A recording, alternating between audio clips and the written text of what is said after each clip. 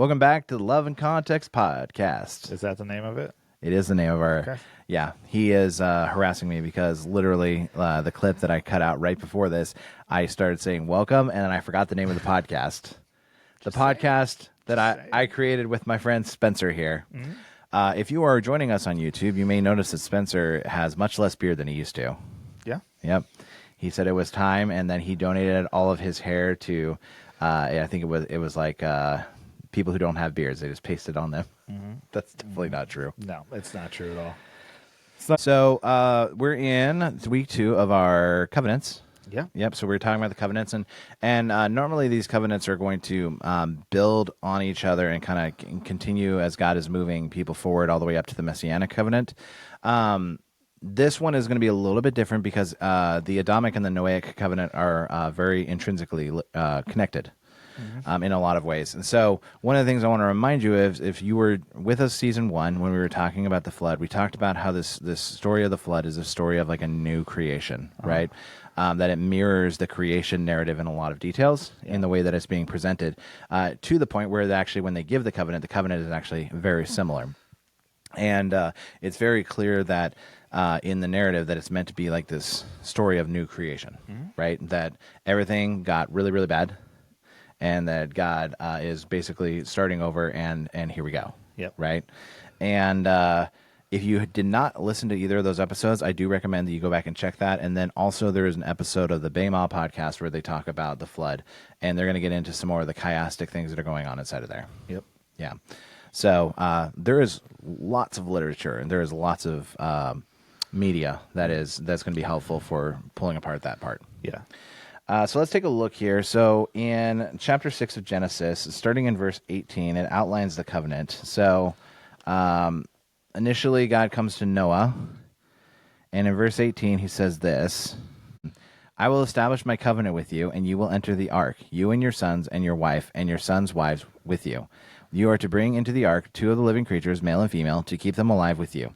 2 of every kind of bird, of every kind of animal, and of every kind of creature that moves along the ground will come with you to be kept alive. You are to take every kind of food that is to be eaten and store it away as food for you and for them.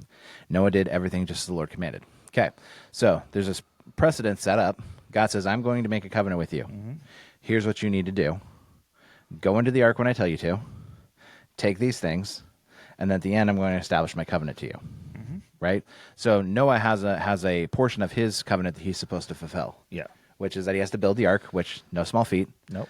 They have that, is it in Kentucky or Kansas? They have that ark that they built? I don't remember where it's at.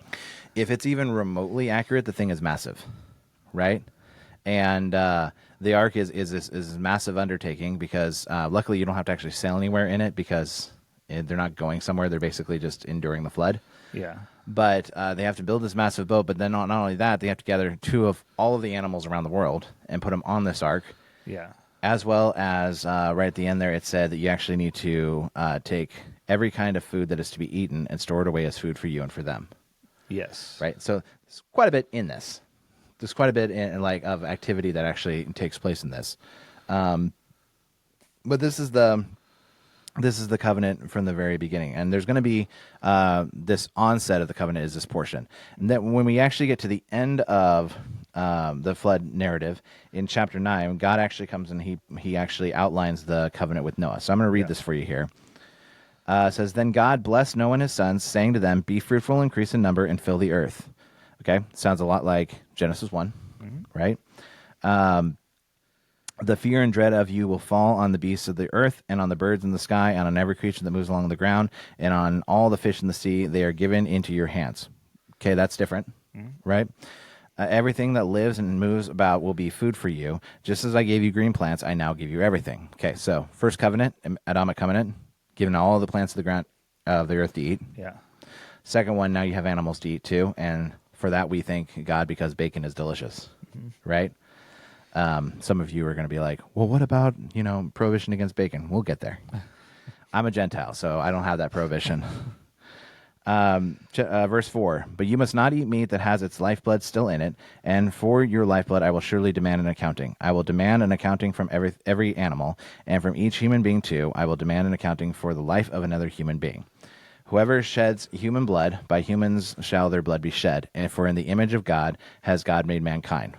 Now, once again, heralding back to this first covenant, we are made in the image of God. Yeah. Right? So you can't go and just kill a human because you're actually killing the very image of God. You could look at it when you commit murder as you're actually striking out against God himself. Yeah. Right? As for you, be fruitful and increase in number, multiply on the earth and increase upon it.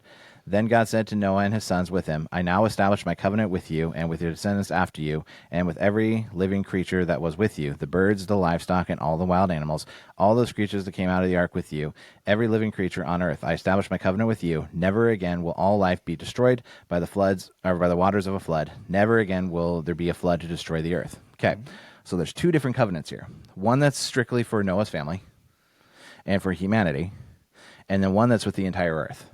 Right? They're under the same covenant, but like there's pieces that apply to specific people. It's not two different covenants. It's Correct. two aspects. Two aspects of the same covenant. Yes. So sometimes when we're going to be referring back to this, you need to be specific on which part of the Noahic Covenant are we talking about, because this prohibition against the flooding of the earth is actually for all of creation, not just for humanity.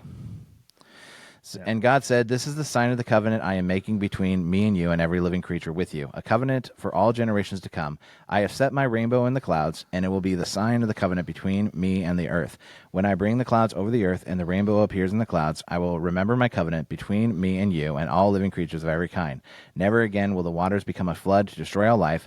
Whenever the rainbow appears in the clouds, I will see it and remember it, the everlasting covenant between God and all living creatures of every kind on the earth. So God said to Noah, this is the sign of the covenant I have established between me and all life on the earth. Okay.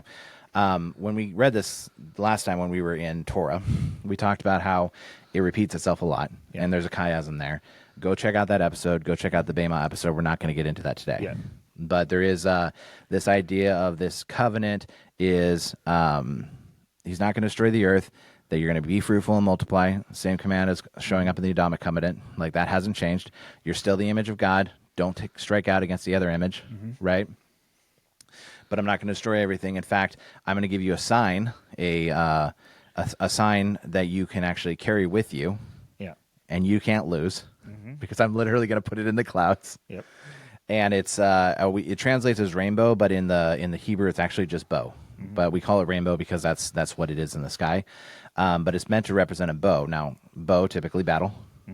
If you actually have a bow and it's curved upwards, where is it actually pointing? Towards the heavens. Towards the heavens, yeah. So it would actually be pointing towards God, and God's saying, I'm actually going to put a bow aimed at myself every time this comes that I'm going to remember. Yeah. I am going to be the one who remembers. Because humanity, people are stupid and they forget, right? A person is, like, to quote from Men in Black, person is smart, people are stupid. Yep. That's not exact quote, but that's the idea. Yeah. Right? Yeah. So the Noahic Covenant really has a few aspects that are worth touching on. One is the idea of mercy and patience, right? Which actually echoes back to Genesis chapter 3, Right. Where when Adam and Eve fell, they were clothed. Yeah. Right? The Lord clothed them. Right. And then same here, where after he flooded the earth, he's like, here's a sign I'm going to create to show that I'm going to be a merciful and patient God. And then you actually see that nature of God reflected throughout the rest of the Old Testament, right? Where he keeps waiting for his people to return to him. And he uses that rainbow as that sign, right? Or that bow, right? As the sign of this covenant to say, I am going to lean into who I am, a God of mercy, a God of patience, Yeah. a God of grace, a God of love. Over the next few weeks, I really want to focus on this idea of the sign of the covenant, because this is going to be really important in this one, in the Abrahamic, the Mosaic, the Davidic, and the Messianic.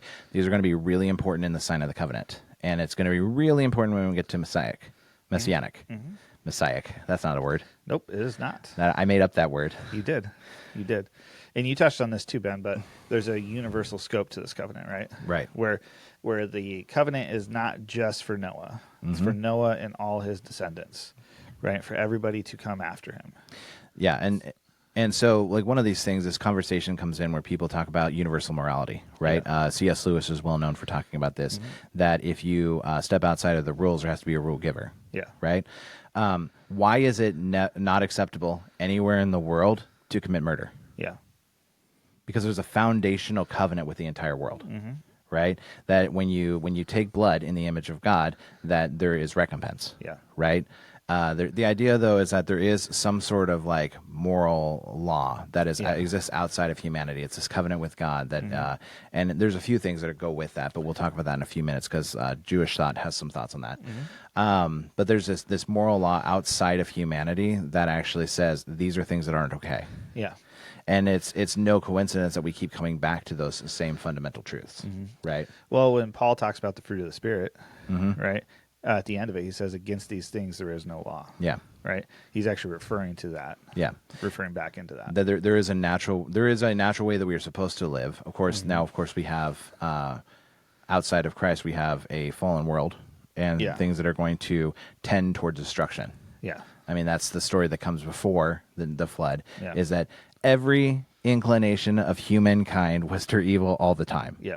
Like, it's one of my least favorite and also favorite verses because, like, that's terrible, but also, like, there's no ambiguity there. All of the thoughts of humanity were evil all of the time. You know, it's not like these were kind of bad people. No, every thought was evil all the time. Yeah. Right?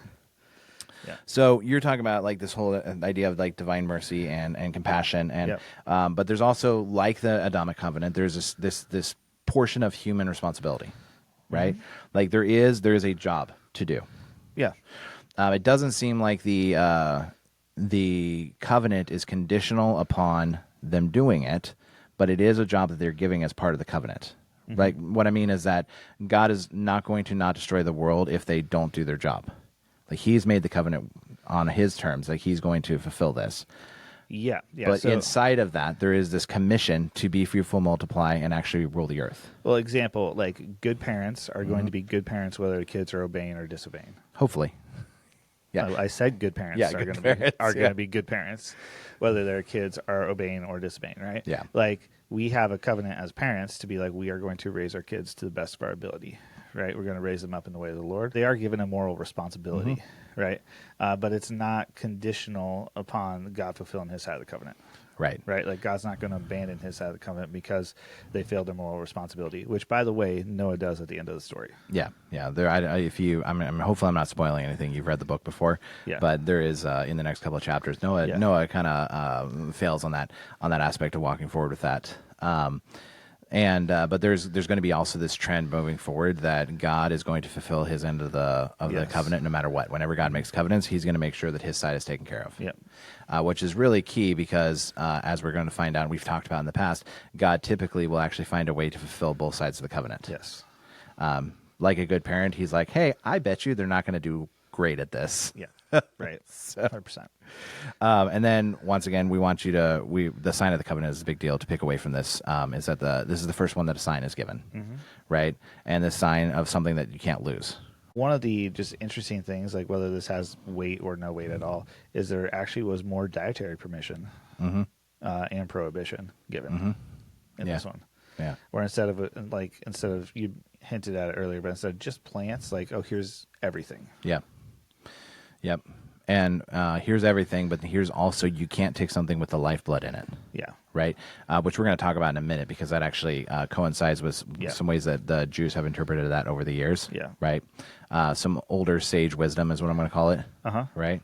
But it's no longer just every good plant, don't eat this. Yeah. Now it's like, okay, well, you have the plants and you also have the animals. Yeah. But there's also a certain amount of responsibility because now you have animals. Like if you kill all the animals, then you won't have that animal anymore, right? If you don't plant and you just keep reaping, then you're never going to actually have things that grow. Yeah. Right. It's kind of like the start of like now there's actually additional responsibilities. Like when you have you're entrusted with more options, there's now more responsibility put on your shoulders to actually how are you going to steward that? Yeah. Right? Yeah. So in this covenant, though, one of the things that I absolutely love about a lot of these covenants is that there are no strings attached. Like, yes, we're given moral responsibility, but as far as God fulfilling his side of it, there's no strings attached. Right. He's going to fulfill his side of it. Spoiler alert, read through the Bible, you will find that true in the Messianic covenant as well. He is going to fulfill his covenant. Yeah, because you don't see Noah going, hey, God, can you, on your side of the covenant, make sure that you don't destroy the world with water again? Because building this ark was real hard, Yeah. right? Like, that's not something that comes up. No. The only exception is where I think where somebody's going to have a question about that is actually going to be in the Abrahamic, which comes up next. We're not going to talk about that till next week, but in this one, Noah doesn't ask for a sign of the covenant. He doesn't ask God to put the conditions. It's something that God does proactively in Noah's favor and humanity's favor. Yeah. Yeah. And so those are, to me, those are the big things in the covenant. Well, and that we talked about. I think one of the things that we maybe misunderstand because we're not Jewish and we're, in Southeast Alaska, like we're used to being around water all the time. Yeah. And so we don't necessarily think of it as chaos, even though water is fairly chaotic. But we don't think of it as like in the deep or evil or anything like that. But that's not necessarily going to be true in Middle Eastern culture in that time. Because they looked at like the water as a place that you go, the shale is underneath the water, that you have like the water and then you have the firmament and you have like it's underneath. And maybe I'll put a picture in the show notes, but it's this like biblical view is that the water was deep chaos. Yeah. Right. And so like it's not just that God's promising not to flood the earth again. He says, I'm never going to plunge you back into chaos. That's not why I'm here. It's not like I'm not here to plunge you into chaos. So water, yes, is water, but water is also a metaphor for chaos. And like God is not bringing chaos back into this world. And anytime that the rain falls and you might think that the world's coming to chaos, God's like, no, look at my covenant and remember that I'm not doing that. Yeah. Right?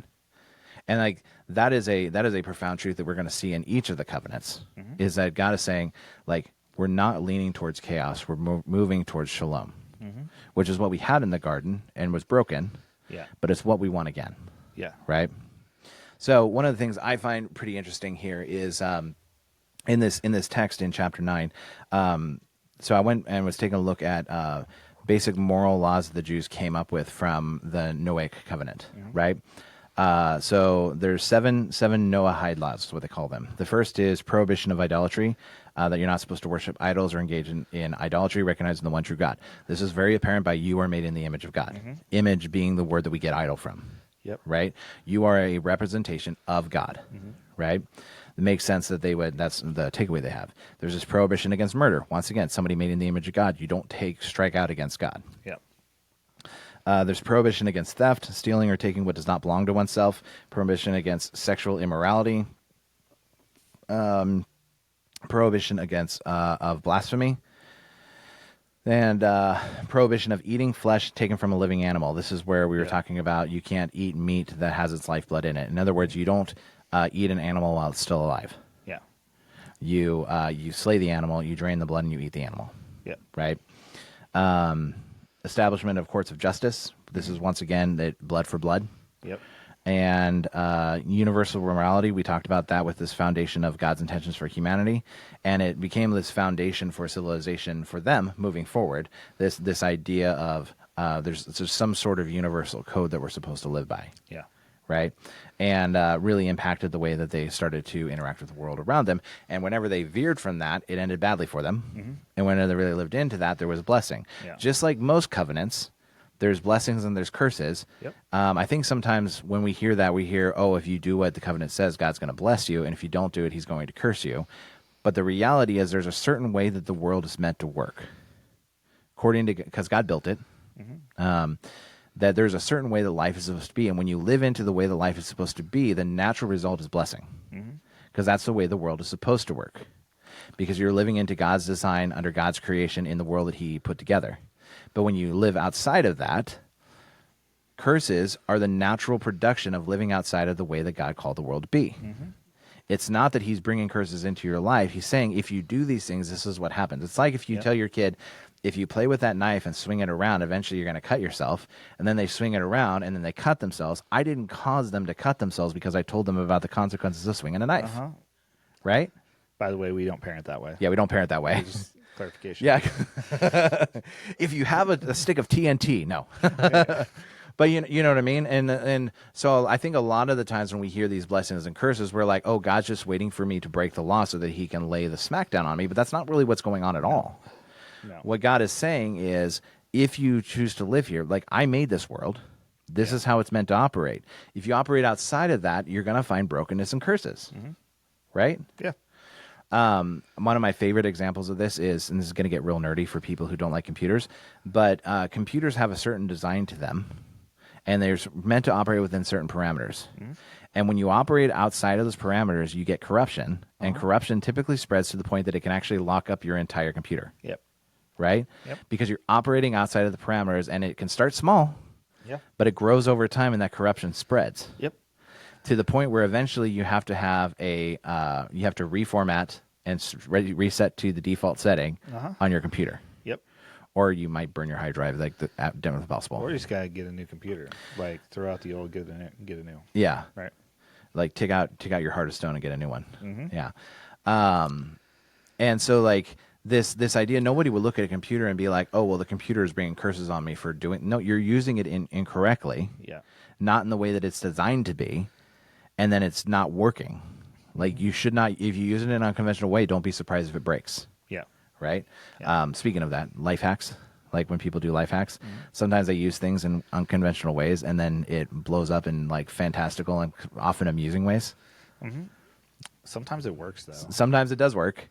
Like I saw an Instagram reel earlier this morning where it was a guy, he took a mop head and he attached it to the end of a weed eater Perfect. and mopped the kitchen floor with it. And I was like, I don't know if this is like stupid or brilliant, right? It's like, somewhere in there. somewhere in there, right? Yeah. Granted, it was a gas-powered weed eater that he was running in his kitchen, so that was probably stupid. But Yeah. Probably didn't smell great. yeah. So, but I was like, man, if that was just a battery-powered weed eater, that'd be like perfect. Well, and can you imagine, though, that if he did that and then he tried to sue the manufacturer of the weed eater, who's like, now my house smells like gas. They're like, it's not meant to be run indoors. Yeah. You know? And like you're getting mad at the designer for when you took the product and you used it incorrectly, that it didn't work the way it was supposed to. Yeah. I was like, well, you didn't use it the way you're supposed to. Yep. Yeah. And a lot of like with this foundational covenant is God saying, hey, there's a way that the world works, right? And in the Adamic Covenant, the way the world worked, you're supposed to subdue the earth, fill it, be fruitful, and multiply. Yeah. Right? And don't eat from this tree. Like those are the things. That's how the world worked. And spend your time with God. Live in day 7. Go and make the whole earth look like the Garden of Eden. Right? Like that was it. Yeah. In the time of Noah, he's saying, hey, there's a little bit different. You're still going to be fruitful and multiply. You're still going to, but now everything's going to be fair game for you as you go out there for eating. Yeah. But you need to be really careful not to like strike down somebody who's made in the image of God. Yeah. Because that's a strike against me. Yeah. There's a way that the world's meant to be, and there's these ideas that they come away with, like these general, like universal truths that you're going to walk with. And then when you walk outside of those, not surprisingly, yes, you're going to have curses, but you're really just taking the natural consequences of doing what you're not supposed to do in a world that was created for a specific purpose. Yeah, so kind of hit the bullet points of the covenant here. There's the element of mercy and patience. We talked about that, right? God saying he's going to be merciful and patient with his creation. Yeah. Right. There's no strings attached to God fulfilling it. Correct. Or God fulfilling his side of the covenant. Right? He's going to fulfill his side of the covenant, whether we live into our side or not. He's still going to fulfill his side of the covenant. One of the other ones is that, obviously the rainbow. We've got to talk about the rainbow. Yeah. I can't believe I almost skipped over that. But the rainbow. Trying to skip it. No, I wasn't trying to skip it. It's beautiful. Yeah. Yeah, the rainbow. There's a universal scope. It's meant for everyone. Yeah. Right? This isn't meant just for Noah. It's not meant just for Jewish people. It's meant for the whole world. Correct. Right? Like it is meant for everyone. And lastly, there's moral responsibility. Right? Like there are things that we are responsible for. We have been given responsibility, charged to care for the earth, charged to steward it well. Right? And so when you look at the covenants, most of this lies on God fulfilling his side, right? Yeah. And then all God's asking is like, hey, take care of what I've blessed you with. Well, and because this came out on the heels of the flood, there's this theme that's going to connect and continue on. Yeah. And Sandra Richter is going to talk about this in her book, Epic of Eden, and we're going to plug that again. Also, Peter Gentry's Kingdom Covenant, I believe it's called. Every time I go to say it, I always forget what the book is called. Yeah. Kingdom of Covenants, Peter Gentry. But in Richter, what she's going to talk about is that in the middle of the chaos, God is always focusing on the hope. Yeah. And you're seeing the mercy. In like even with judgment, you see mercy. It's always God is always trending towards wanting to forgive and include and bring in and make a part of His family. And she's going to connect that Noahic covenant, what happens here, to later covenants, particularly the theme of judgment and grace. Yeah. Right. Like judgment is coming, but God wants to give grace. Yeah. Right. Now, Jenry is going to place it in the talk about more about how it fits in the Near East. Once again, I want to stress that if you are not a details person, Gentry's is probably going to be a little heavy for you, right? And he talks about how that the new covenant is the beginning for humanity, emphasizing the fresh start and God offers after judgment. Similar ideas, but he's going to be much more talking about the Noahic covenant, laying the groundwork for the Abrahamic covenant, and he's going to talk about how they are progressively revelation of God's plan for humanity. Yeah. Both of those are great ways to view it. Yeah. Right? I don't think that they contradict each other. They're just two different scholars' ways of looking at the same events. And there is a really good marriage between those two ideas. Yeah. But understanding like the Adamic and Noahic, I really want to marry those two ideas because they're really in the first 7 chapters of the Bible that He's saying, you're here for a purpose. You have a job. I'm going to do my part. Don't worry about that. I'm going to make sure that chaos doesn't continually happen around you. And that if you live into what I'm calling you to do, you're going to find blessing. And but you do have a job, and we need to get about it. You're made in the image of God. Go represent me in the world. Yep. Right? If you have questions or thoughts or any of those things, do send us an email at loveandcontext@gmail.com. You can also comment on our social media pages. If you're seeing this on YouTube, just write a comment underneath. We'll probably try to address those. We do record a couple of weeks in advance, so you may recognize that we don't answer a question for like 4 weeks. Yeah. That's entirely possible. Because Spencer has pity on me. He doesn't make me record and edit and post in the same week because that would be a lot. Yeah. Yeah. But we actually do want to hear what you guys have to say. The covenants are really important to understand, and the Noahic covenant is going to have a connection when we get to the book of Acts too. It's going to come back and talk about Noahic and Abrahamic covenant in this conversation with the first council of the disciples. Yeah. Well, until next time.